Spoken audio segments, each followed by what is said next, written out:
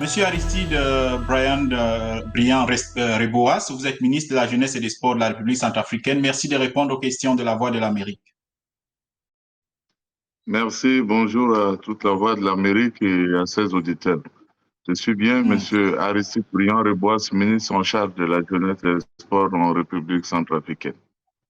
Voilà. Le 30 juillet dernier, il y a eu un vote en République centrafricaine, votre pays, pour une nouvelle constitution. Les Centrafricains l'ont approuvé à 95%, mais l'opposition parle d'une mascarade et souligne que très peu de Centrafricains se sont mobilisés pour ce vote-là. Quel est votre avis sur le sujet?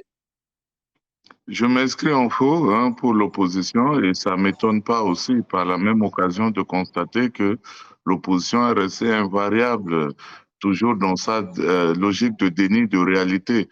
Rappelons que la RCA est un pays qui a été marqué par de multiples implosions d'instabilité politique. Il y a eu des violences, des coups d'État, des conflits, etc. Tout ça là explique notre sous-développement. Mais il y a toujours eu deux causes, causes endogènes et exogènes. Mais nous savons très bien que c'est beaucoup plus la motivation sociale. Et donc, effectivement, cette constitution garantit effectivement la protection sociale dans sa quasi-totalité. Et c'est aussi, va aussi à la conquête de notre indépendance économique, parce que vous savez que au lendemain de l'indépendance, aucun pays africain ne peut oser dire qu'il a eu une indépendance à la fois politique et économique. Il y a eu seulement une semi-indépendance économique. Pourquoi? Parce que la monnaie, qui est un attribut fort de la souveraineté économique, avait été privée. Et donc, du coup, nous avons eu dans la Constitution des avancées euh, en termes de protection, la monnaie virtuelle, le Sangocoin, considéré par tous les panafricains comme une très grande avancée dans la conquête de notre souveraineté économique. Il y a Le processus a commencé avec la jeunesse et je suis le premier témoin oculaire de cette situation. C'est depuis 2018 qu'il y a eu les premières manifestations des jeunes que je connais. Je ne peux pas dire le nom, mais que je connais, qui sont venus me voir, qui m'ont convié à des partages de réflexion sur ces questions-là. Effectivement, pour la petite histoire, il y a eu une mobilisation des jeunes qui ont recueilli des signatures plus ou moins égales au double de suffrages exprimés, même pour voter le président de la République dans la dernière élection de 2020, dont moi aussi j'étais candidat, et donc je peux témoigner. Et donc, cela a déclenché le processus parce que l'opposition n'est pas habituée à ce que la jeunesse puisse être attendue, que le mouvement de changement vienne de la base. Donc, ils sont plus dans la logique dictatoriale d'imposer tout à la base. Et donc, ce qui a changé pour eux, c'est le fait que le président a accédé à la demande de la jeunesse. Et donc, il n'y a aucune raison dans cette constitution pour voter non. Mais il y a plusieurs raisons pour voter oui, dans le domaine de la Oui, mais liberté Monsieur le ministre, individuelle. ce qui change avec Oui. la nouvelle constitution, l'un des principaux changements, c'est le fait que le président Faustin Archange Touadéra peut désormais être candidat autant de fois qu'il le souhaite. Est-ce que ce n'était pas cela l'objectif? Est-ce que le président Touadéra sera candidat? Est-ce que vous souhaitez qu'il soit candidat? Non, mais le problème, c'est que vous me posez la question pour le référendum. Aujourd'hui, on est en train de savourer la victoire. Peut-être le jour viendra où on va poser ces genres de questions. Mais aujourd'hui, on est tellement imbibé par la joie et on ne peut pas se permettre de poser encore un autre problème, poser ce genre de questions. Cela viendra. Et je pense que tout citoyen centrafricain devrait être mis devant ses responsabilités, y compris le président. Est-ce qu'il remplit les conditions d'éligibilité? Oui ou non? Est-ce que lui-même, il veut être candidat? Oui ou non? Est-ce que son parti va encore l'investir président ou candidat? Oui ou non? Donc ça, c'est tous des questions. Et moi, je ne suis pas dans sa formation politique. Je suis leader d'un autre parti politique. Je ne peux pas me permettre de répondre à la place des autres. Mais le moment viendra où la tête froide, toutes ces questions pourront être posées, toutes ces pistes pourront être explorées. Est-ce qu'il est président? Est-ce que sur le plan économique, sécuritaire, est-ce qu'il qu'il a posé des actes qui méritent que les Centrafricains lui passent encore à nouveau la confiance? Est-ce que lui, comparativement aux autres qu'il accuse de tout, de l'opposition, est-ce que qui est mieux que qui? Qui a plus de résultats que qui? Toutes ces questions, les Centrafricains, normalement, en peuple mature, se poseront le moment venu. Mais là, justement, je ne peux pas vous répondre. Vous voyez, donc une chose est vraie, la démocratie a triomphé. Aujourd'hui, la jeunesse, la majorité se sent écoutée et que aujourd'hui, il n'y a pas de souci. Alors, la RCA, votre pays, est un pays dont le potentiel chrysogène est très élevé. Est-ce qu'une nouvelle candidature du président Touadéra n'ouvre pas la voie à une instabilité plus prononcée? Non, moi, je ne vois pas la même chose qu'en vous. D'abord, je vous parle en tant qu'analyste, écrivain et chercheur de cette situation depuis, ça fait plus de 10 ans aujourd'hui que j'écris des essais, des articles sur la gestion, prévention de crises de conflits en Afrique. Je suis de derniers ouvrages que je viens de, les deux derniers portent sur le terrorisme et mutations géostratégiques en Afrique et quand la diplomatie africaine s'éveille. Vous voyez donc tous ces livres-là traitent de ces questions et la République centrafricaine, le potentiel chrysogène aujourd'hui est presque néant. Pourquoi? Parce que tout ce que il y avait le pilotage à vue. Le peuple était loin de tout ce qui se passait. Le peuple n'est pas concerné, etc. Aujourd'hui, on a donné le pouvoir au peuple. Et voilà pourquoi je vous dis que cette constitution est un véritable paratonnerre. Parce qu'avant, qu'est-ce qui se passe? Souvent, un président peut prendre un décret et limoger, de faire ceci, d'attribuer tel permis de telle à telle entreprise et qui, en son tour, peut, voilà. Et donc, à chaque fois, quand les gens estiment que le président n'est plus utile, on trouve un idiot utile du système quelque part qu'on pousse, on leur demande de venir faire le coup d'État et après, il suffit de prendre encore sa plume et de changer la signature par un autre décret. Maintenant, c'est impossible. Tout est garanti par la Constitution. La crise que nous vivons, c'est beaucoup plus à cause des richesses que nous avons. Nous sommes le pays le plus riche au monde. Ceux, effectivement, qui nous envient, que ce soit les contingences historiques, utilisent, par exemple, comment on appelle ça, l'opposition, les autres, etc., pour essayer de nous déstabiliser, de l'intérêt et exploiter nos richesses, nos ressources sans nous donner de l'argent. Mais aujourd'hui, tout ça là, c'est garanti. Il y aura du travail pour tout le monde. Il y aura la possibilité pour nous d'utiliser les immenses richesses que nous avons sans pour autant demander la permission à un pays quelconque, ce qui n'était pas pour le cas avant. Qui va vouloir aller faire la guerre parce qu'on paye deux fois les gens 5 000 pour aller à la rébellion, là où tu vas pour tuer ou être tué. Tu pars avec 5 000, mais tu ne sais pas que tu vas arriver. Même ton cercueil coûte plus cher que ce qu'on t'a donné. Vous voyez donc tout ça, c'est des phénomènes de réflexion et je ne suis pas sûr que nous sommes le pays et même l'unique en Afrique aujourd'hui où le potentiel chrysogène est carrément à néant.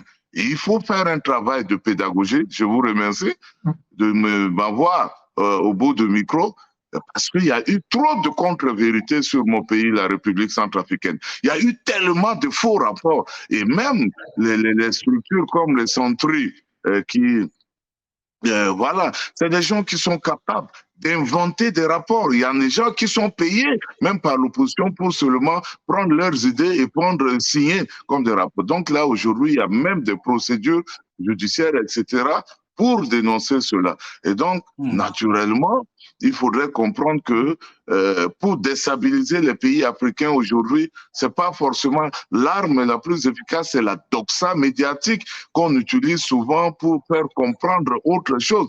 Mais je vous rappelle que la République centrafricaine est un pays de 623 000 km², avec plus de 800 indices de minerais. Le pays le plus riche au monde. Il n'y a que 5 millions quelques mille habitants. Et ça, là, on peut appeler un pays pauvre? Non, ce qui a expliqué la cause de notre sous-développement, nous avons compris et cette constitution a réglé le problème. Monsieur le ministre, la Russie est devenue un partenaire majeur de la République centrafricaine, ce qui évidemment inquiète les partenaires traditionnels de votre pays comme la France. Comment comprendre le positionnement de votre pays dans le choix de ses partenaires, notamment sur le plan sécuritaire? Cette constitution, effectivement, garantit le droit des Centrafricains en tant que peuple qui veut son droit à l'autodétermination. Mais une chose est vraie que les enjeux géopolitiques, nous sommes obligés effectivement de s'y intéresser, mais cela n'importe peu. Ce qui préoccupe le président de la République, c'est le développement économique, c'est la libre circulation de biens, c'est de personnes et de biens, la garantie effectivement en termes de protection sociale et la stabilité politique. Mais ceci étant, je veux vous répondre en tant que spécialiste et analyste. Nous sommes aujourd'hui effectivement dans le relan stratégique de la guerre froide qui, vous savez, qui était une période pendant la guerre à laquelle les deux blocs se neutralisaient mutuellement par l'équilibre de la terreur nucléaire et qui s'affrontaient aussi sur des terrains secondaires meurtriers en Afrique et en Asie.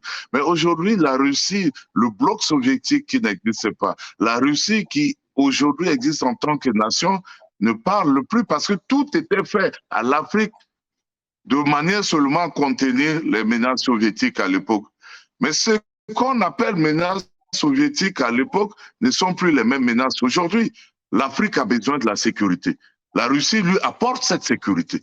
Ce n'est plus une menace pour nous, mais je constate que la menace a changé de camp. C'est une menace aujourd'hui pour l'intérêt de l'Occident, mais ce n'est plus une menace pour la République centrafricaine où la Russie apporte la garantie en matière de sécurité, la Russie contribue à la formation, etc., des aides économiques, etc. Donc tout cela nous permet de comprendre. Et même l'Africain aujourd'hui, avant la guerre par exemple en Ukraine, on pouvait obliger l'Afrique aujourd'hui à changer, à choisir, à être contraint de choisir un autre camp. Ce qui se passe aujourd'hui en Afrique où l'Occident reproche aux Africains de ne pas choisir le camp de l'Occident, non, c'est qu'on assiste à l'émergence d'un autre bloc. On n'est plus dans les deux blocs occidental et soviétique ou la Russie contre l'Occident, mais il y a un troisième bloc qui est le bloc africain, qui s'émerge avec une volonté, une vision claire de l'indépendance, avec même une possibilité d'un droit de veto pour que le monde soit équilibré. Parce qu'il n'y a pas de raison pour que la nation la plus jeune, la plus riche, le potentiellement garanti en termes de l'avenir pour l'humanité se puisse être mise à part dans les questions de développement. L'ONU, là où vous êtes, dans ce pays où il y a l'ONU, où les gens passent tout leur temps à parler que de l'Afrique. Des fois, quand il n'y a rien, les gens fabriquent des rapports pour inventer des choses. Mais toutes ces grandes organisations existent parce qu'il y a l'Afrique.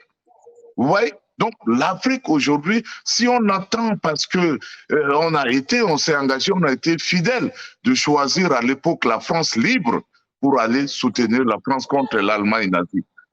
On aurait pu dire que non, la France a été envahie, on pouvait traiter avec l'Allemagne nazie parce qu'il y avait aussi la demande de ce fait si l'Africain ne se battait pas pour rejoindre l'appel de la France libre de De Gaulle, on allait avoir la faveur, etc. Mais l'Afrique a dit non, nous allons vous soutenir pour vous libérer. Parce que vous êtes là pour nous coloniser et vous savez bien que coloniser un peuple, c'est lui priver de son droit à l'humanité. Et après la guerre, il y a eu cette décolonisation, mais il n'y a jamais eu de l'indépendance économique. Vous voyez? Donc c'est quand même normal de comprendre que... Donc, et pour rester sur la question, le choix de traiter avec la Russie relève d'une volonté d'indépendance tout simplement de votre pays, la Centrafrique. Vous savez, déjà, ça a même été motivé. Depuis 90, le monde devrait être comme ça. Pourquoi? Parce que quand le président François Mitterrand à la Bolle avait pris un discours pour parler de développement de la démocratie en Afrique après l'effondrement du mur de Berlin, le monde devrait passer de 2 blocs à plusieurs blocs. Le monde devrait être multipolaire. Mais pourtant, les présidents africains se comportaient comme si on était pendant l'époque de la guerre froide. Le monde chacun doit tisser les relations. La Russie aujourd'hui traite avec l'Occident, même plus que l'Afrique. Ce qui gêne l'Occident, c'est que la Russie apporte la solution à un problème posé et tenté d'être résolu depuis l'indépendance par l'Occident. C'est-à-dire la sécurité. Et là, encore ajouter à nos criminels classiques, à nos crises classiques, la montée en puissance de l'empire social et politique des terroristes et autres bandits des grands chemins qui suivent. Il y a eu, par exemple, la crise de la Libye, avec des conséquences que vous voyez, cette traînée de poudre qui pollue toute la bande Sahel jusqu'en Mauritanie, en passant par la Libye, en mettant en miettes le gouvernement. La chute, par exemple, ce que je dis, l'international terrorisme, avec le développement de ce phénomène de arabisme, l'islamisme, qui va créer l'Aqba, l'Al-Qaïda dans le péninsule arabique, qui va créer encore l'AQMI dans la Sahel. Et après, il y avait eu un combat pour vaincre le terroriste en Irak, pour vaincre le terroriste à Peshawar, pour vaincre le terroriste à Philippines dans l'île de Jolo. Mais après, tout ce monde a disparu. Mais il faudrait qu'on crée encore un nouveau centre de gravité. Et c'est ce qui te trouve dans la bande Sahel avec Kadhafi, qui était l'armée la plus puissante d'Afrique. Donc tout ce monde-là utilise des armes. En quoi? En face à ça, on nous dit que la République centrafricaine, nous sommes conscients qu'il y a les terroristes qui avancent pour venir vous renverser régulièrement, mais on vous met sous l'embargo, on ne vous donne pas des armes, débrouillez-vous. Et ça, on nous reproche de chercher des solutions. Ah non, ça c'est impossible. Aucune nation, ça n'existe pas. L'Afrique que l'Occident a connue a disparu, mort, même enterré avec l'ancienne constitution de la République centrafricaine. L'Afrique aujourd'hui qui se réveille, où la RCA se trouve être le point de repère de l'éveil de la conscience panafricaine, et c'est justement au cœur de l'Afrique, au cœur de ce continent africain que le vent de révolution a commencé. Ça va contaminer tout le monde. Il appartient à l'Occident de niveler le niveau des relations. Pas hors de question que les gens viennent se servir en pétrole, en gaz, en tout ici pour nourrir leur peuple, leur population, pour assurer la dignité à leurs retraités et de laisser les enfants africains mourir et les appeler pauvres. La Méditerranée aujourd'hui est devenue un cimetière. Ça préoccupe personne. Et pourtant, c'est des jeunes, c'est l'espoir et c'est l'avenir de notre continent. Et là, il faudrait que ce coup de révolte puisse parvenir à qui des droits. Qu'aujourd'hui, on nous a pillés pendant 20 ans. On nous a pillés pendant 20 ans. Comprenez? Voilà, merci beaucoup, parce que monsieur le ministre. On a bien saisi le positionnement géopolitique de votre pays. Merci d'avoir répondu aux questions de la Voix de l'Amérique. Je vous remercie.